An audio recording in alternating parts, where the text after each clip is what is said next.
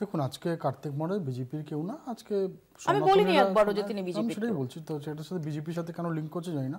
সনাতনীরা তো আপনার গীতা পাঠ করবে, তাতে কোনো কিসের আপত্তি আমি জানি না। কিন্তু আজকে দেখুন আজকে কেন আমরা এই বাবরির সাথে এটাকে তুলনা করছেন, তার কারণ হচ্ছে এই গীতা পাঠের এই ব্যাপারটা আপনারা জানেন, আপনারা সাংবাদিক, এটার জন্য পারমিশন আপনারা জানেন অনেক অনেক অনেক আগে থেকে নেওয়া হয়েছে, প্রায় 6 মাস 1 বছর আগে থেকে। গত বছর যখন 1 লাখ কণ্ঠে গীতা পাঠের কথা ছিল তখনই ঘোষণা করা হয়েছিল, এর পরের বছর এর থেকে বড় করে করা হবে। কিন্তু আজকে দেখুন আজকে এই তৃণমূল কংগ্রেস না প্রেগনেন্ট মনে কীভাবে পিক অ্যান্ড চুজ করা হয়।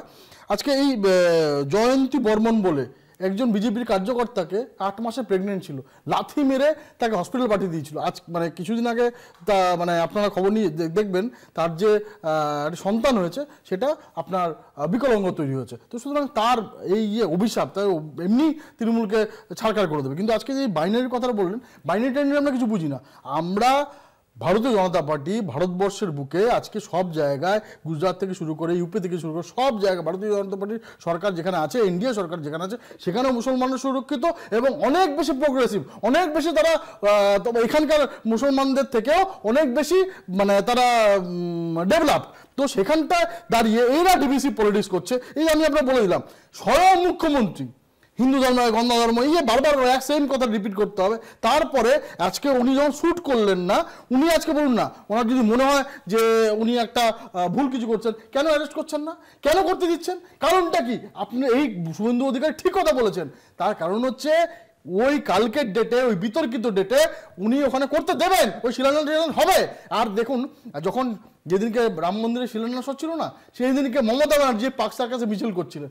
550 বছরে যখন মানে যে ভুল ত্রুটি সেগুলো সাইডে রেখে পুরো ভারতবর্ষ সবকটা মিলে, শুধু তোমার হিন্দুরা না, মনে আছে তো সেই মুসলমান যারা ওখানকার কোর্টে কেসটা চলছে, তারাও বলেছিল, তারাও ফুল ছুটিয়েছিল, তারাও তোমার ইনভাইটির লিস্টে ছিল, তারাও রাম মন্দির ওপেনিংয়ে গেছিল, তারাও বলেছিল। সবাই মিলে যখন ভারতীয়রা, প্রত্যেক ভারতীয়রা নিজের সংস্কৃতিকে মেনে যে রামলালা তোমার মন্দির স্থাপনের দিন, সেদিনকে মুখ্যমন্ত্রী তার বিরোধিতা করে এই পাক সার্কাসে হেঁটেছিল।